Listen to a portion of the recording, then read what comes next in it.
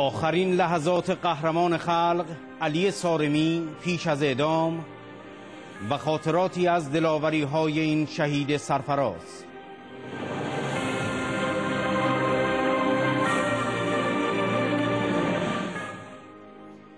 یکی از شاهدان صحنه اعدام مجاهد قهرمان علی صارمی: صبح زود دنبال علی آقا رفتند که او را برای اعدام ببرند.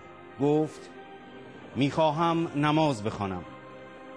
برایش مهر آوردند. گفت من مهر شما را نمیخواهم، همینجا روی زمین نماز میخوانم و مهر را نگرفت. میخواستند چشمانش را ببندند. گفت چشمانم را نبندید، میخواهم با چشمان باز بروم، میخواهم خودم نظاره‌گر صحنه و اعمال شما باشم. علی سپس شهادتین و 3 بار یا حسین یا حسین یا حسین گفت.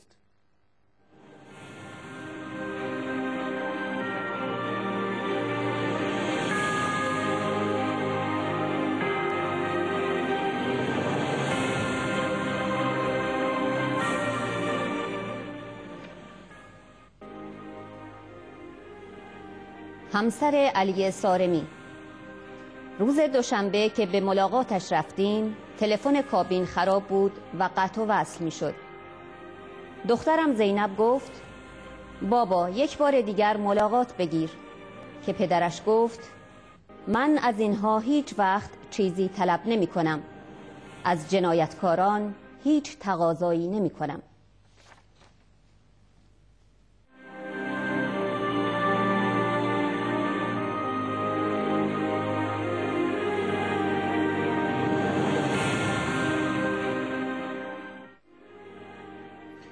فعالیت‌های جوانان انقلابی تبریز در اعتراض به اعدام جنایتکارانه قهرمان خلق علی صارمی به دست دژخیمان خامنه‌ای.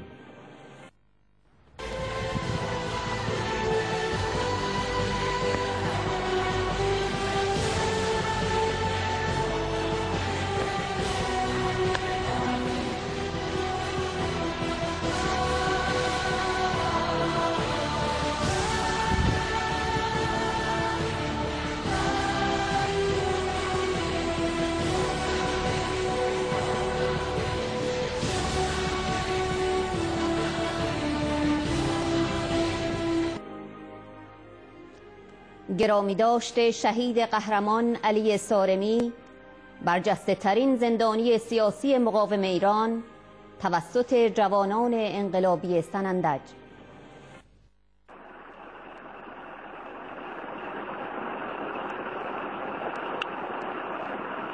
همونطوری که ملاحظه میکنید ما امشب در سوگ عزیزی، در سوگ یک شهید، در سوگ نهاد مقاومت و ایستادگی مردم ایران نشسته ایم و امیدواریم که روزی برسد در این کشور، در ایران جاودان ما، هیچ گلی پرپر نشود و شاهد هیچ اعدامی نباشیم.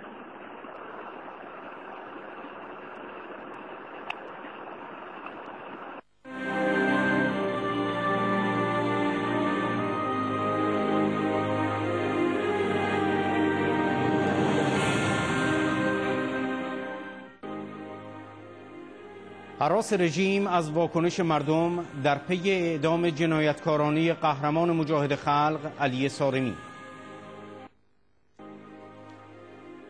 دیکتاتوری ضد بشری آخوندی در وحشت از واکنش‌های مردم به خاطر اعدام جنایتکارانه قهرمان خلق علی صارمی هر گونه رفت و آمد و تجمع در منزل این شهید سرفراز را ممنوع اعلام کرده و همسرش را تهدید کرد که در غیر این صورت وی را به 10 سال حبس در تبعید محکوم خواهد کرد.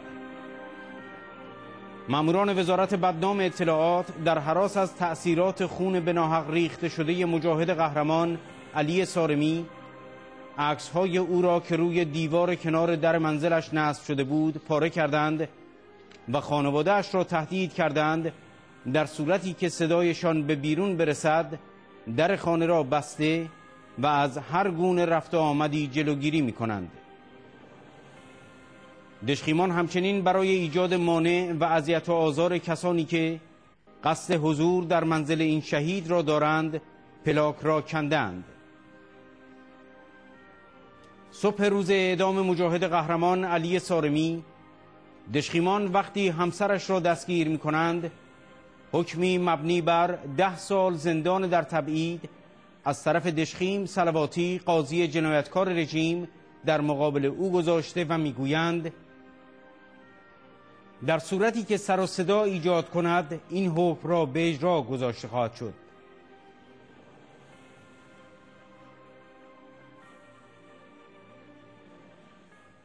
گزارش دیگری حاکی است در همین روز پویا دختر مجاهد شهید علی صارمی که در لحظات اعدام پدر قهرمانش به خاطر فیلم برداری از تجمع مردم در مقابل زندان اوین دستگیر شده بود توسط مزدوران رژیم تهدید شد که در صورت تکرار این کار دستگیر خواهد شد.